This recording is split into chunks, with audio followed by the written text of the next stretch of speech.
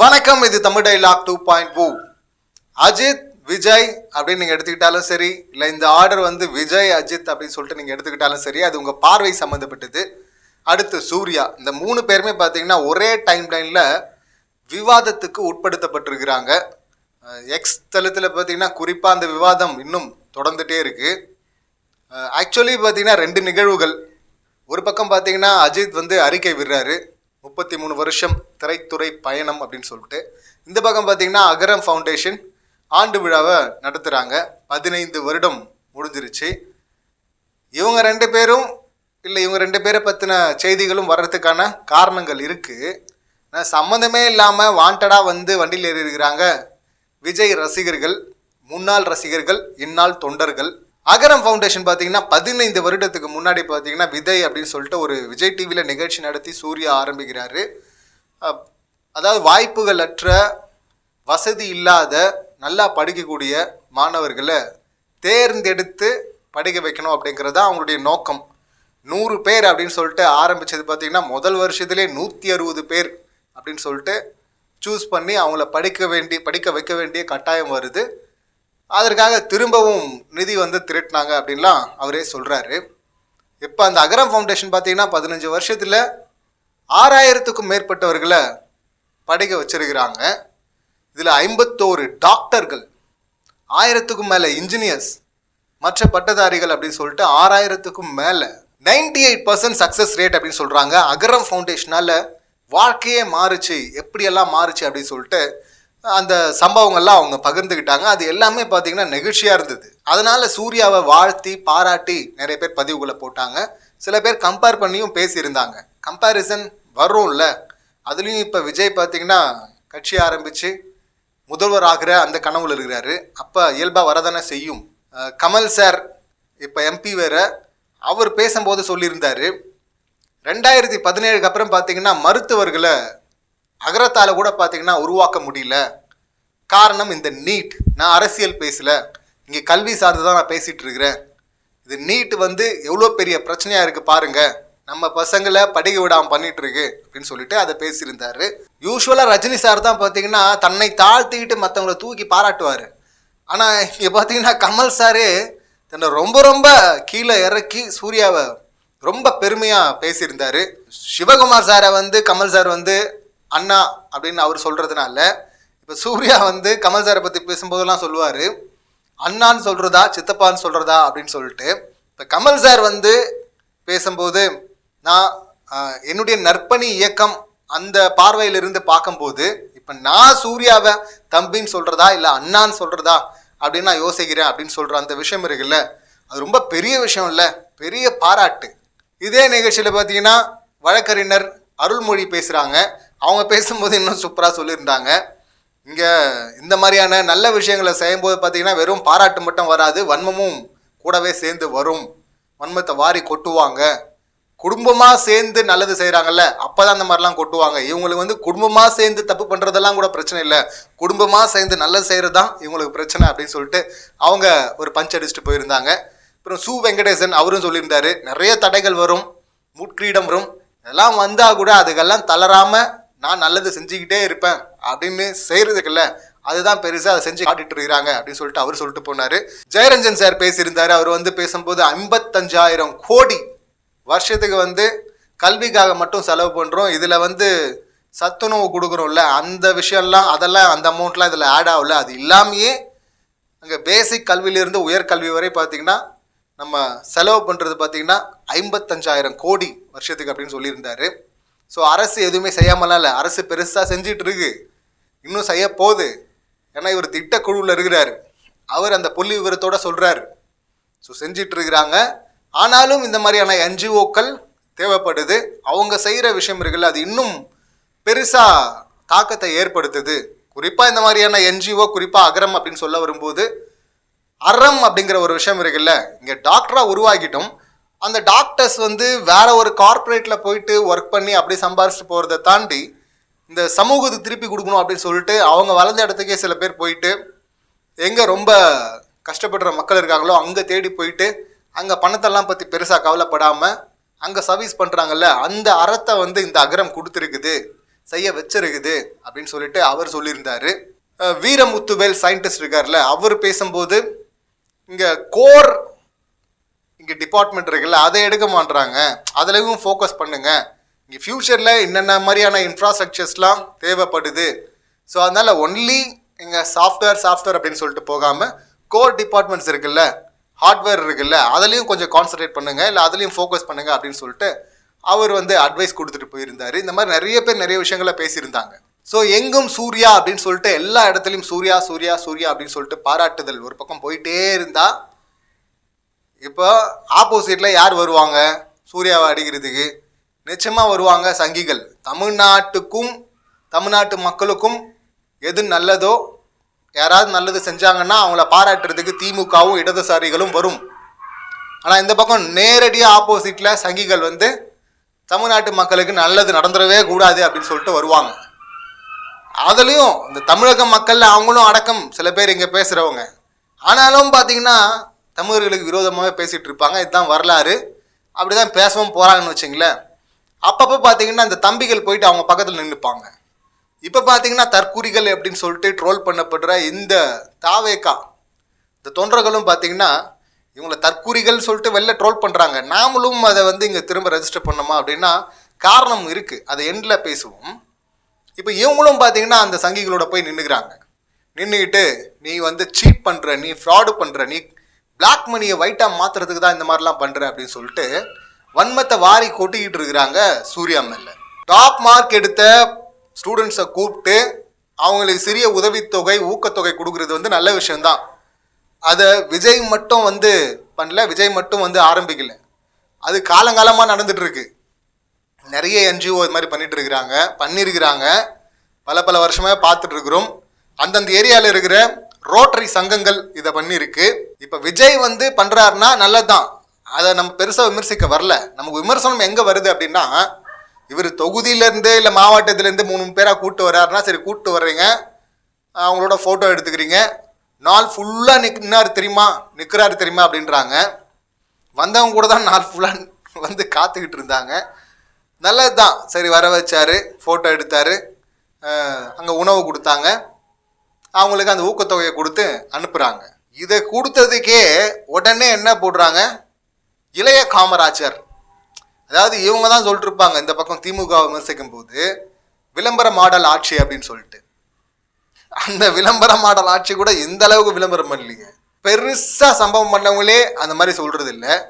நீங்கள் இதை சொல்லாமா, காமராஜர் இங்கே படிக்கிறதுக்கு எது தடையாக இருக்குது, சாப்பாடா வா உனக்கு அங்கே அரேஞ்ச் பண்ணுற அப்படின்னு சொல்லிட்டு கூப்பிட்டு வராருல, 3 பள்ளிகளை திறந்தார்ல, அங்கே ஆரம்பித்து இன்றைக்கி வந்து லேப்டாப் வரையும் கொடுக்க ஆரம்பிச்சிட்டாங்க. இன்றைக்கி இன்னும் இந்த ஆட்சியில் பார்த்தீங்கன்னா ஃபாரின்கெல்லாம் டூர் கூப்பிட்டு போக ஆரம்பிச்சிட்டாங்க. ஸோ அது தொடர்ந்துகிட்டே இருக்குது. காலை உணவு அப்படின்னு சொல்லிட்டு அந்த ஸ்கீம் எடுத்துகிட்டு வந்துட்டாங்க. அது தொடர்ந்துகிட்டே இருக்கும். இன்னும் என்னெல்லாம் பண்ணலாம். கமல் சார் பேசும்போதும் சொல்லியிருந்தார், இங்கே நான் ஆல்ரெடி பேசிட்டு வந்த என்ஜிஓக்கு இன்னும் சில உரிமைகளை கொடுங்க, பர்மிஷன் தான் கேட்குறோம், பணம் கேட்கல, அதை கொடுங்கன்னு நான் முதல்வர்கிட்ட பேசினேன். முதல்வரும் வந்து ஏற்கனவே செஞ்சுருக்கோம், இனியும் செய்கிறோம் அப்படின்னு சொல்லிட்டு சொல்லியிருக்கிறாரு. இங்கே சூர்யாவை பார்த்து நம்ம கற்றுக்கலாம், நம்ம புள்ளுகிட்ட கற்றுக்காமல் வேற எங்கே கற்றுக்க போகிறோம், எதிர்கிட்ட இருந்தாவே கற்றுக்கலாம். இது நம்ம புள்ள, இங்கே பண்ணுற இந்த விஷயம் வந்து ஒர்க் அவுட் ஆகிருக்கு, சக்ஸஸ் ஆகிருக்கு. ஸோ இந்த மாடலை நம்ம வந்து அடாப்ட் பண்ணிக்கணும் அப்படின்னு சொல்லிட்டு அங்கே சஜஷனாக சொல்லியிருந்தாரு கவர்மெண்ட்டுக்கு. இந்த மாதிரி ஏகப்பட்ட விஷயங்களை ஏற்கனவே அரசு செஞ்சிட்ருக்கு, இனியும் செய்யும். கல்வி சார்ந்து அவங்க கூட வந்து இளைய காமராஜர் அப்படின்னு சொல்லிட்டு போட்டுக்கிட்டு தான் எனக்கு தெரில.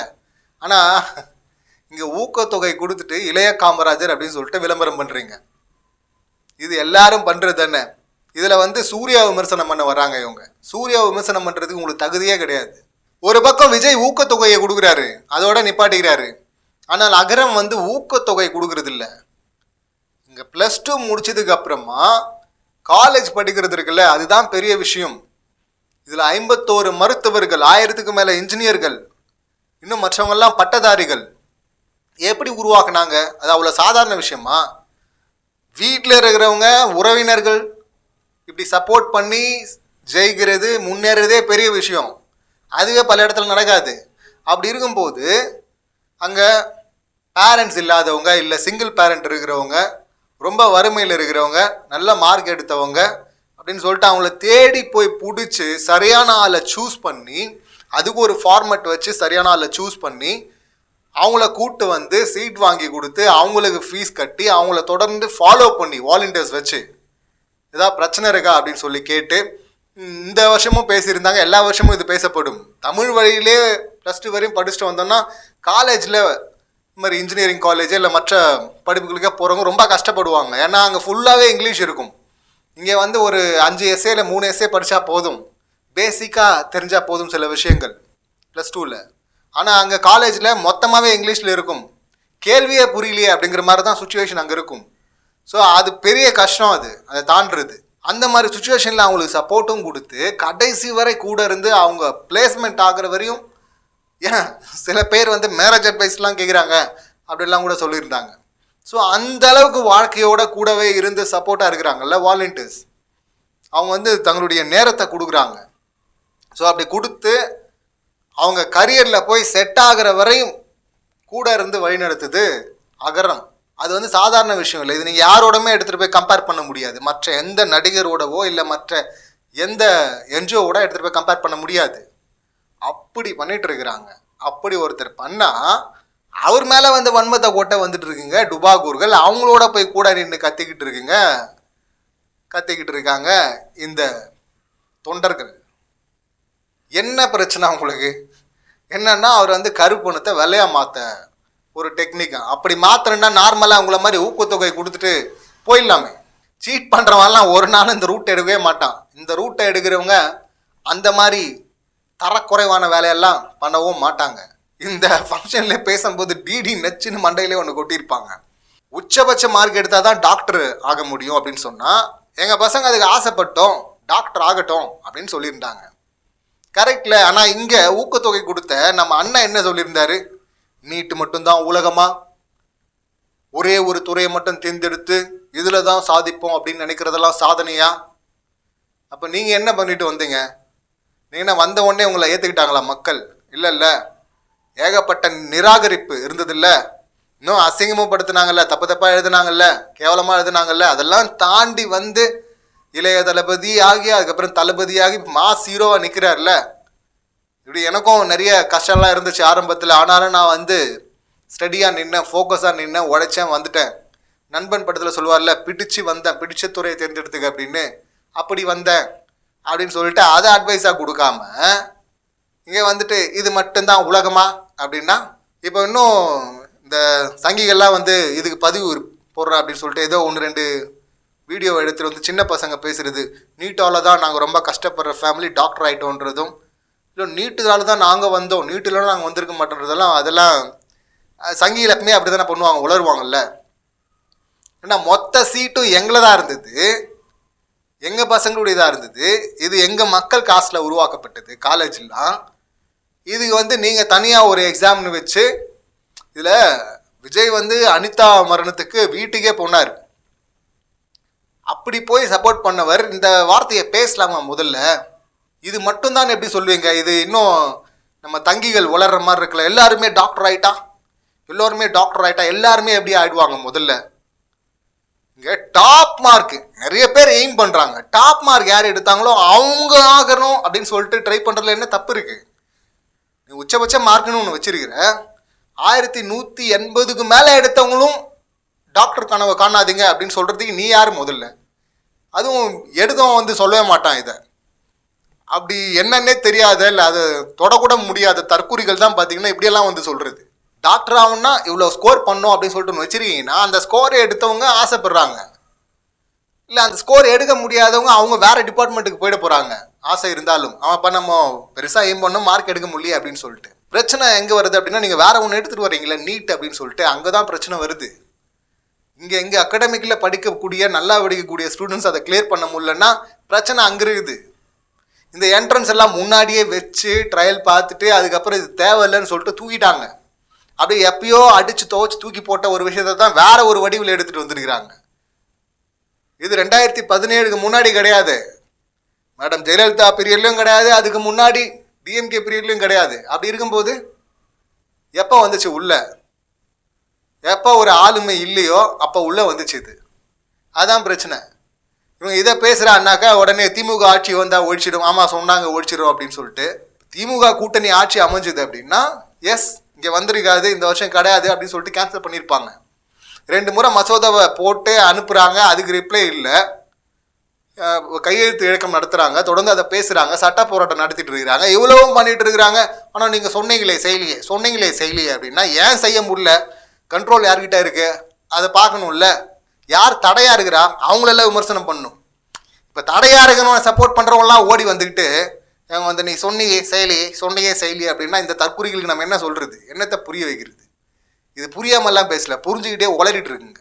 இப்போ இதில் அஜித் எங்கே வராரு அப்படின்னா, அவர் இத்தனை வருஷமாக நான் இருக்கிறேன், நானா தனியாக முளைச்சி வந்த வீட்டு மரம் கிடையாதுரா நான் காட்டு மரம் அப்படின்லாம் சொல்லிட்டு ஏகப்பட்ட முறை ஏற்கனவே ரெஜிஸ்டர் பண்ணியிருக்கிறாரு.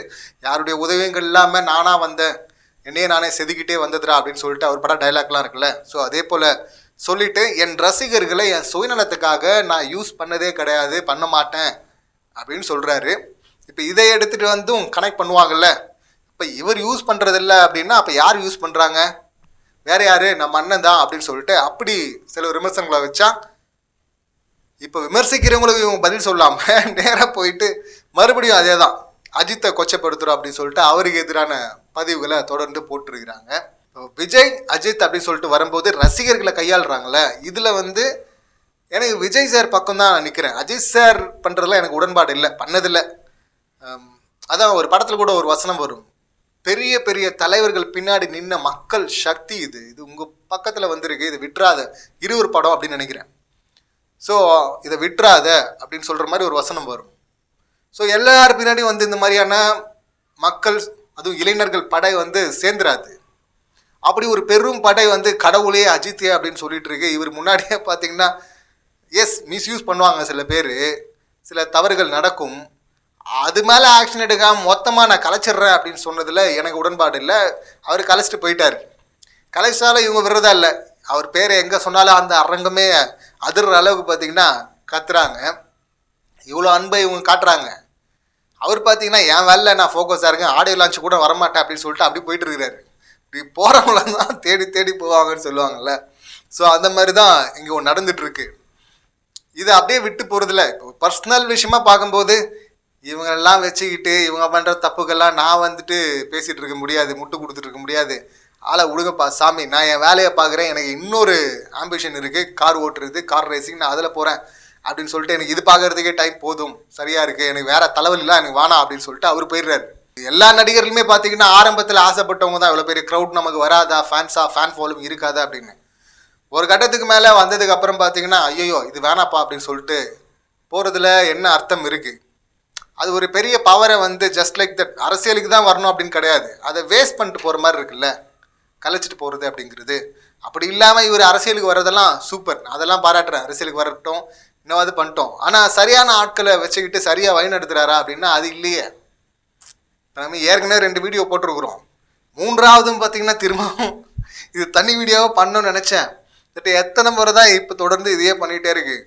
மற்ற கட்சிகள் அந்த பக்கம் ஃபோக்கஸ் பண்ணலான்னு பார்த்தா சுச்சுவேஷன் திரும்ப எங்கேயே பேசுகிற மாதிரி இருக்குது டிவிக்கை பற்றி. ஏன்னா அந்த மாதிரி கண்டென்ட்டை அவங்க கொடுத்துட்டும் இருக்கிறாங்க பாருங்களேன். இப்போ ஓரணியில் தமிழ்நாடு அப்படின்னு சொல்லிட்டு அங்கே திமுக ஒரு கேம்பெயினை முன்னெடுக்கிறாங்க அப்படின்னா உடனே இவங்க வந்து வெற்றி பேரணியில் தமிழ்நாடு யாராவது வைப்பாங்களா இந்த மாதிரி? இப்போ இந்த ஆங்கிள் இந்த திரும்பி பின்னாடி நடந்தெல்லாம் பார்த்தா வெற்றி முதல்வர் வேட்பாளர், வெற்றி முதல்வர் கிடையாது, வெற்றி முதல்வர் வேட்பாளர் அப்படின்னு சொல்லிட்டு வெற்றி அங்கே எடுத்துக்கிறாங்க. ஏன் பேர் தமிழக வெற்றி கழகம், வெற்றி வெற்றி வெற்றி எல்லா இடத்துலையும் ரெஜிஸ்டர் பண்ணிட்டே வருகிறது. சும்மா மேடையில் பேசும்போது கட்சி பேரில் ஒரு கேம்பெயினை முன்னெடுக்கணும்னா அதுலேயும் வெற்றி. ஏன் இவ்வளோ பயமா பதட்டமா என்ன இது? எதுக்கு திரும்ப திரும்ப திரும்ப திரும்ப ரெஜிஸ்டர் பண்ணிட்டே இருக்கிறீங்க? ரீமேக்குங்கிறது ஏற்கனவே எடுத்து முடிச்ச படத்தாங்க ரீமேக் பண்ணுவாங்க, எடுத்து கூட ரிலீஸ் ஆகிற படத்தையே ரீமேக் பண்ணுவாங்க. அப்படி பண்ண அது திருட்டு தானே, அது திருட்டு மாதிரி தானே இருக்குது. இவங்க ஒரு ஆப் ஒன்று க்ரியேட் பண்ணுறாங்க, அது ஏகப்பட்ட கம்பெனிஸ் இருக்குது, சாஃப்ட்வேர் கம்பெனிஸ், அவங்கள அணுகலாம். இல்லைன்னா இவங்களே ஒரு 10 பேரை கூப்பிட்டு உட்கார வச்சு வேலையை கொடுத்து பண்ண சொல்லியிருக்கலாம். பண்ணக்கூடிய ஸ்டஃப்பான பசங்க இருக்கிறாங்க. இவரே ஒரு தனியாக அதை அப்கிரேட் பண்ணுறதுக்கும் ப்ரொடெக்ட் பண்ணுறதுக்குமா அந்த 10 பேர் வேலைக்கு தொடர்ந்து வச்சுட்டு இருக்கலாம்ல, அது ஒரு பெரிய விஷயம் கிடையாது. அந்த ஆப்பை கிரியேட் பண்ணுறதுக்கு எங்கே போயிருக்கிறாங்க பாருங்க. அந்த ஆப் கிரியேட் பண்ண கம்பெனியுடைய ஓனர் பார்த்தீங்கன்னா அவர் பிஜேபி முன்னாள் வேட்பாளராக நின்று இருக்கிறார். நீங்கள் அதாவது நீங்கள் வாண்டடாக சிக்கலைனாலுமே அவங்க உங்கள் கண்டென்ட்ஸ் எல்லாம் எடுக்க பார்ப்பாங்க, உங்கள் இன்ஃபர்மேஷன்லாம் எடுக்க பார்ப்பாங்க. அப்படி இருக்கும்போது இவங்களாம் வாண்டடாக போய் தலையை கொடுக்குறது இருக்குல்ல, இது என்னன்னு சொல்கிறது?